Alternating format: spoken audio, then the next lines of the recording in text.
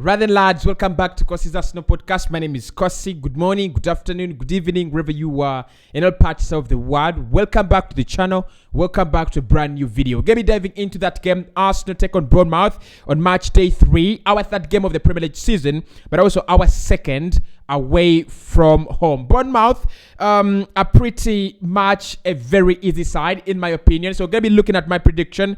One thing I'm going to say is that they had a very good run at home. 11 games unbeaten. 3 of those in the recent fixtures have actually come with a clean sheet. I don't really think Arsenal are concerned about that. They've lost 4-0 against Manchester City at the Etihad Stadium last weekend. And that is the result that matters to Arsenal. They are not a Premier League side. For me, they're not Premier League quality. And with all respect, they've come from the Championship. They're not a bad side.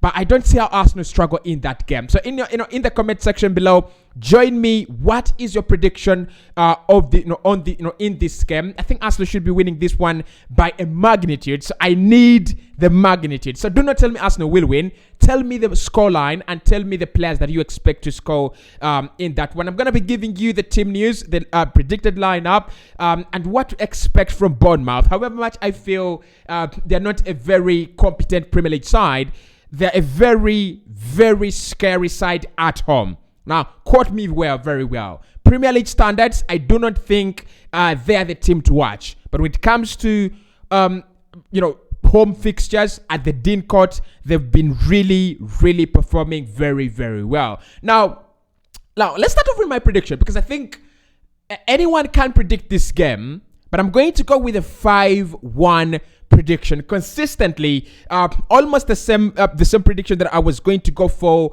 against Leicester, and then I said 3-1 because I thought Leicester would be a little bit harder, but I was very, very surprised at the rate at which they were conceding goals. Bournemouth, on the other hand, I won't be surprised with them conceding as many goals as they can in this game. They're very, very quality side, by the way, going forward. The likes of Kifamo, the likes of Dominic Solanke and Tavernier. Quality players. They scored as many goals as they could in the Championship, with players like Dominic Solanke scoring more than 30 Championship goals. That shows you the quality they have in Dominic Solanke. They're not already struggling in the Premier League. They've beaten Aston Villa 2-0 in their opening day fixtures, and then losing to Manchester City 4-0. Anyone can do that. Manchester City can lose. Manchester United can lose 4-0. Liverpool, Arsenal, Chelsea. Anyone can lose 4-0 to Manchester City. So the point here for me is that Bournemouth will come in this game as the real test of the Premier League. Arsenal is going to be an ultimate test to many mid-table and lower table Premier League sides, because they'll feel Manchester City and Liverpool are miles ahead. But if you want to gauge where you are, if you want to know where you are, then Arsenal is the team. If you can pick up a point against Arsenal, whether home or away, you will be able to probably get to know where your strength and weaknesses are. But I'm gonna go with the 5-1 defeat to Bournemouth, right?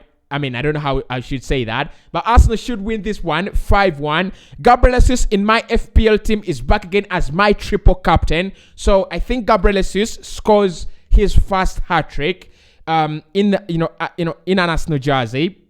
It's pretty sad it would be away from home. Gabriel Martinelli back on the score sheet. I think Saka will score his first goal of the Premier League campaign as well. Their only goal, I think, it could be Kifamo, it could be Dominic Solanke. It will depend on how Scott Parker sets up. Now let's get to the predicted lineup that I think Mikel Arteta will go for. It's pretty much straightforward. I don't think we're gonna have a very huge change or huge changes in the starting lineup. But if Mikel Arteta goes with the same lineup that he has started with in the first two Premier League games, it will mean that Arsenal have played with a similar starting lineup since 2003-2004. And if we win this game against Bournemouth, it will mean that Arsenal have won their first 3 straight Premier League games at the beginning of the season since 2004-2005. So it's a game that historically matters. It's a game that will help us bridge the gap between the history of since we last started a consistent lineup, and also since we last won three consistent Premier League games at the beginning of the season. So let's get into the starting lineup. I think Ramsdale will be in goal, obviously. Just like last season, I don't think we are going to see many changes to that goalkeeping position. The problem I have with Aaron Ramsdale is those mistakes. One against Jota last campaign. A replica happened over the weekend against James Maddison. As a top goalkeeper, because Ramsdale for me is an Arsenal goalkeeper, yes, not Arsenal number one, yes, but he's looking to become England's number one ahead of Pickford and also ahead of Nick Pope. And the advantage that Nick Pope has now is that he has signed for a better Premier League side in Newcastle, a team that defends very well. I think it's going to be covered by that, well-organized defensive line. Ramsdale needs to iron out those small mistakes. Concede a goal when you need to concede, and don't concede a goal when you do not need to concede. The James Maddison goal, keep that out. Honestly, the angle is tight. The angle is difficult for the striker. And when he takes that strike, you feel Ramsdale has all the time in the world.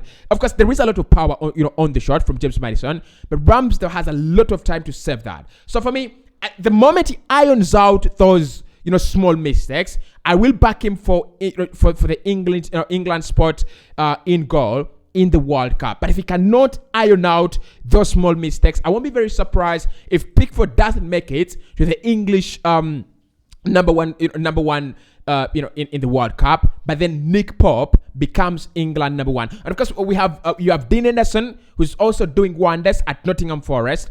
My boy Aaron Ramsdale, iron out the mistakes. As simple as that. Right, so right back, I'm going to go with Ben White. Now, Tomiyasu is another guy that I feel just needs a little bit more time to come back into the squad. I think Ben is going to be competing directly with William Saliba. Tomiyasu, I love. I feel Tomiyasu is better as a right back. Although Mikel Arteta has decided to go for that kind of inverted defensive line, I still feel Tomiyasu is the better player. Very good when it comes to dropping back into that and forming that back three. Very solid as a defender and very good, even better than Ben White coming forward. Those have crosses, those runs beyond Saka. He's the better guy. But I think you don't need to rush him. Ben White has really done very, very well in the first two games, so it's better to reward him with a first team performance. But also the other thing I love about the fact that Ben White should start is the fact that I've told you that we've not actually had a similar lineup, a consistent lineup for 3 games at the beginning of the season since 2003, 2004 when we last beat anyone to the Premier League title. So I'm going to go Ben White, but if Tomiyasu gets fit, then Tomiyasu should replace Ben White at right back. You'll see the advantages later. Now, left back, let's go with Alexander Zinchenko. Kieran Tierney, we've talked about it. Tierney needs to be fit, first and foremost. I think he's gradually getting back. Defensively, he's the better guy. But Mikel Arteta did not sign Alexander Zinchenko for almost £35 million to be a backup to Kieran Tierney. I mean, we should use our football knowledge, we should use our football experience and see that Alexander Zinchenko is going to be the starter ahead of Kieran Tierney. The advantages of playing Alexander Zinchenko in this game are absolutely enormous. Because it's a game where we're looking to have multiple shares of possession. We are looking at having, chunks of possession. And this is a game where Alexander Zinchenko, these are the kind of games where why we signed him. He's going to be part of that midfield. He's going to be part of the reasons as why we are dominant against Bournemouth. And it's going to help us create as many chances as we can. So let's go with Alexander Zinchenko at left back, and let us go with Ben White at right back. The centre back pairing. Let's start off with Gabriel Magalhaes. I think Magalhaes is going to play 38 Premier League games for Arsenal, unless he picks up an injury. unless he picks up a red card, he's going to play 38 Premier League games. Now, personally, I love how he's developed and evolved into a Premier League mature centre back. By the time we signed him, he was compared to the likes of Trevor Chalobah. He was compared to the likes of Malang Sarr. But his development ever since then has actually become, straight. Very, very straight. And I think Mikel Arteta is going to be very happy with the defender that is actually becoming. I'm very happy that we have kept him against the likes of, Juventus that was showing interest. So the leadership he shows in that defensive line, and also the fact that he's a very, very good player in the air. His aerial ability is something that Arsenal really benefit from a lot all the time. So I will partner him with Ben White, with William Saliba, not Ben White. Saliba's challenges in that Arsenal side are still by far the best. We need to agree that he did concede an own goal against Leicester City, but his tracking, the way he was tracking Jamie Vardy, keeping Jamie Vardy very quiet in that game, and the tackles and challenges he always throws in, they're exquisitely important. And he's one of those players that I think, if he doesn't pick up an injury, if he doesn't have these massive dips in form, he will play close to 35 Premier League games for Arsenal. So that is my back line. Alexander Zinchenko to the left. To the right is Ben White, Gabriel and William Saliba in the centre-back partnership. Now, let's get to the midfield. I think it's going to be a midfield three. We know that. Thomas Partey, of course, in that single pivot role. And I'm going to say this. Against Bournemouth, we can't win with Thomas Partey playing poorly. But these are the kind of games where Thomas Partey 100% needs to raise his standards. And these are the games he can use to raise his confidence, form, and get back to the player that he wants to be and the player that we know. Start influencing games for Arsenal. Start, helping Arsenal defensively and also offensively. The first opening fixtures have not seen the best out of Thomas Partey. As I've seen him a little bit, quite, I think, weak. If I'm going to be honest, weak and sloppy. So against Bournemouth, Arsenal will have the ball for the better part of the game. Arsenal will be dominant and Arsenal will be, all over the place. So that is where you need Thomas Partey to draw energy from the rest of the team. I mean, I think he's surprised at how well we are playing, yet his game is actually down. It's coming from Odegaard and Martinelli and Gabriel Jesus. The rest of the team is drawing confidence and power and energy from those guys. But we know how important it is for a team to draw energy from their defensive midfielder. We know how important it is for our defensive midfielder and holding midfielder to be on top of his game. And these are the kind of games where Partey should be marauding the whole place and picking up his bonds. I think, look, the rumors that happened about him in the summer have affected him psychologically. I agree to that. But it's over now.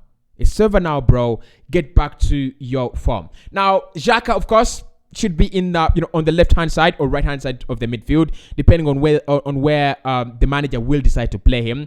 And I don't have a problem with Granit Xhaka. He scored in that Leicester City game. Had a very, very good game. I think Mikel Arteta is a genius. Let's speak about this. He's a genius. He has understood that pressure gets to Granit Xhaka as early as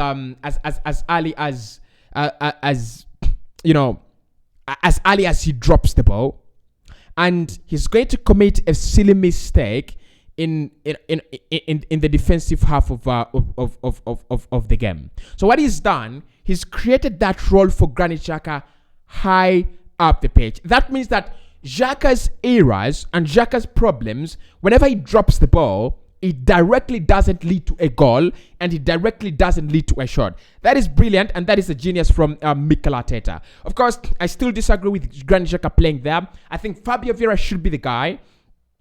playing in that role. He's back he's back to full fitness. He played 45 minutes yesterday, but one against was it against Swansea with the Arsenal under-21s. We beat Swansea 2-1, and Fabio Vieira played in that game as a right winger. He played as a right winger. But I think, however much I love Xhaka, however much I hate Xhaka, it doesn't change the love Mikel Arteta has towards him. So I think Xhaka will play there. Martin Odegaard will be the other number 8, will be the other attacking midfielder alongside Granit Xhaka.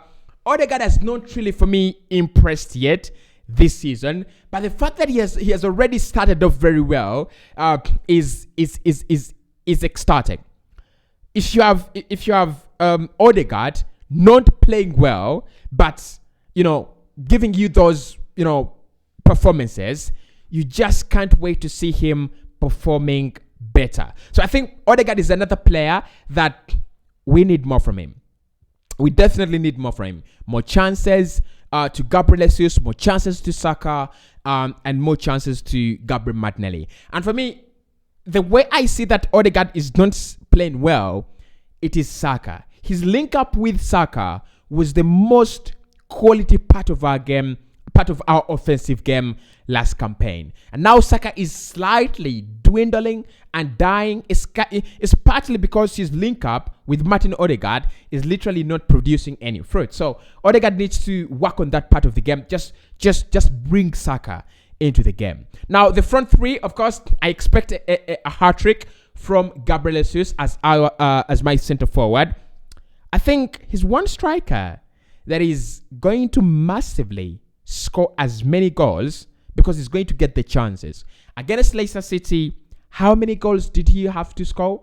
In my opinion, 4. The chance that he got in the first half through on goal, I think that was saved by Ward.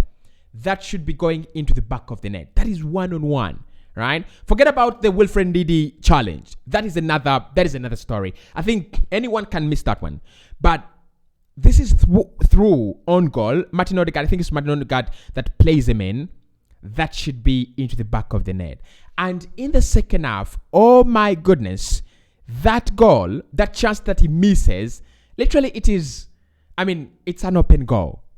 Calm down. He needs to calm down. He needs to compose himself and put such chances into the back of the net. Because if you can score 3 goals in 3 consecutive games, or 2 goals in 4 consecutive games, that is 8 goals. And you want to win the Golden Boot, that is how you start off.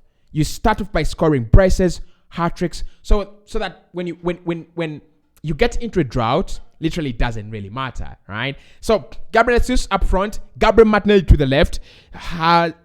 Look, apart from William Saliba, let's agree, the other player that has really started off very well this season is Gabriel Martinelli. And I told you so. I want to sing that song, I told you so, because Martinelli needed game time. Martinelli needed, trust. He just needed a consistent run of games. And right from the beginning of the last season to the start of this season, we've seen it. Start him. Give him the trust. Believe in him. He is one hell of a talent. He's one hell of a player. And many Premier League sides, including Liverpool, including Manchester City, would love to have such a player. He's all about making things happen, but he's also all about torturing and, making, defenders have the worst evenings, afternoons, and nights. He's a nightmare to every defender. He's a nightmare to every centre-back. He's a nightmare to every full-back in the Premier League. So, one thing I'm going to ask from Gabriel Martinelli, he's a clinical finisher.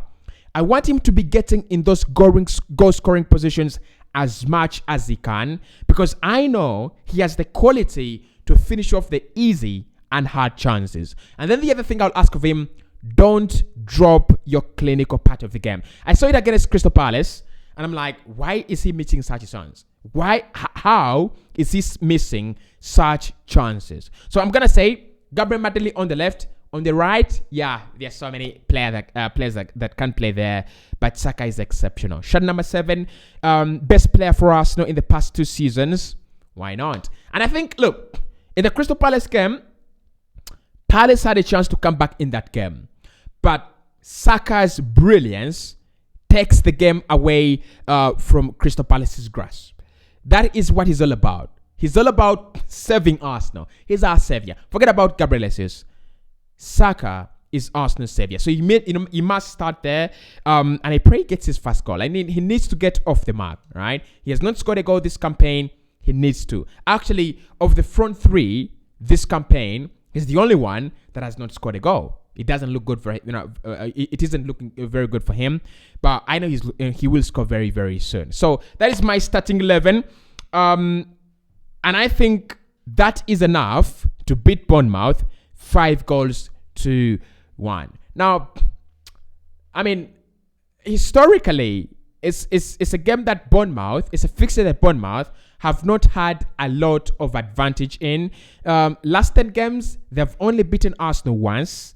They've lost 7 times and drawn twice. So it's a game where, however, whatever they do, wherever they are, whether at the Emirates Stadium or they are at the Dean Court, they don't win that fixture. I don't expect them to win it this fixture. This weekend. I've said they've won 11 of their last home games, and that is a fact. That is true. So I think they will put up a fight. They're at home, right? And they don't want to lose 2 games in a row. It's inevitable that they will lose 2 games in a row, but they do not want to, right? So I expect a very quality evening. I expect a game where Arsenal will dominate, have chances, but Bournemouth will create chances in the opposite direction. So, don't sit on your screen saying and waiting to see Arsenal dominating with 97, 96% ball position. It's never going to happen. It's not going to happen. They will put up a fight. They have quality players. And what I expect from them is a resilient performance. A performance where they're going to go, yes, Arsenal have scored, but we want to pull one back. Arsenal 3-0 up, but we need to pull one back. So they will be resilient. They will be strong. They will try to make it hard as possible for Arsenal. They will try to make life hard. They play a back 3, and they played the back 3 against Aston Villa and Manchester City. So you understand that Scott Parker is a manager that understands the Premier League and knows, if I'm playing Arsenal, if I'm playing a dominant Man City, I need numbers in my midfield. I need numbers in my backline. I cannot get exposed as quickly as that, and I cannot. I won't make it easy for them to cut through us like a hot knife through butter. So I think they'll be resilient. They will make it hard, but I don't think it is going to change anything. Players to watch out for. You have Jefferson. I think Jefferson Lerma is a very, very important player for them. He scored in that opening fixture against Aston Villa, and he's one player that Scott Parker really depends on defensively. At times he plays at the center of that back 3. He played at the center of that back 3 against Manchester City, and he played at the right of that back 3 when they played Aston Villa, and he even scored. So Jefferson Lerma, one to watch out for, but one player to watch is Dominic Solanke. 30 goals in the championship. Very important player. Very important player. I think when they signed him from Liverpool, they were hoping to stay up in the Premier League. They didn't. They went back to the championship, regrouped, took a step back, and Dominic Solanke has been absolutely key to their campaign. He's not yet scored a Premier League goal this campaign, and I think he's very, very close to getting off the mark. I don't want him to score his first goal against Arsenal. So keep an eye on Dominic Solanke. Keep an eye on Tavernier. Again, another player that is very important to Scott Parker and how they play, because they literally play that kind of 3-4-3, but it predominantly becomes a 3-5-2. So When it becomes a 3-5-2, Dominic Solanke and Kiefer Moore, another player to watch, become the two strikers. Tavernier drops into the midfield, and he's that creative spark. So Tavernier, Kiefer Moore, Junior Stanislas, of course we know Junior Stanislas, don't we? Dominic Solanke and and Jefferson Lamar. Those are the players for me to watch in that Bournemouth side. My prediction doesn't change, 5-1, and I think Gabriel Jesus will score a hat-trick. Triple captain him in your FPL, and you will not regret. Follow Cossy's Arsenal podcast on YouTube by subscribing and hitting that notification bell. Follow me on Twitter, follow me on Instagram, TikTok, and wherever there is to follow. See you soon.